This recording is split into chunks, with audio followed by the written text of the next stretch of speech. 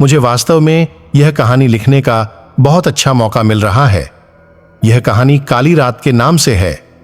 वह रात काली और बर्फ की धारा जब सड़े ढकों को ढकने लगती है तो हर कोई अपने घर के आंगन में ही चुपचाप बैठ जाता है। पर क्या आपने कभी सोचा है कि वह रात जो आपके सपनों को डरा देती है वह असल में कितनी भयानक हो सकती है?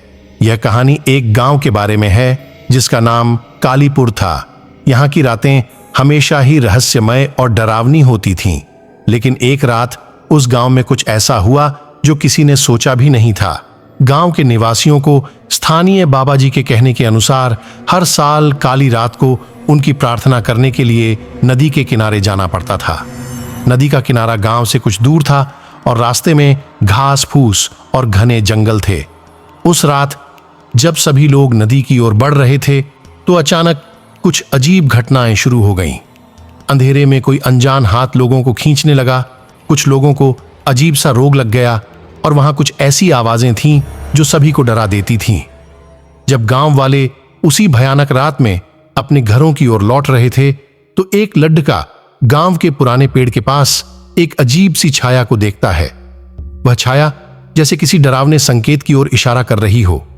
लड्ढका की रूह कांप उठती है, लेकिन वह खुद को संभालता हुआ उस छाया की ओर बढ़ता है।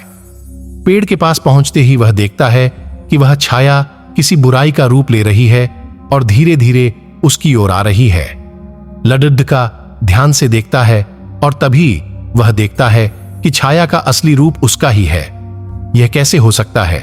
क्या गांव में कोई भूत प्रेत हैं? लड्ढका भागता है लेकिन वहां से नहीं निकल पाता। धीरे धीरे वह खोया जाता है और उसकी आवाजें गांव के दूर दूर तक सुनाई देती हैं।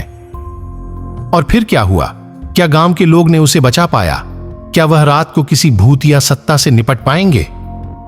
यह सब जानने के लिए आपको काली रात को पूरा पढ़ना होगा।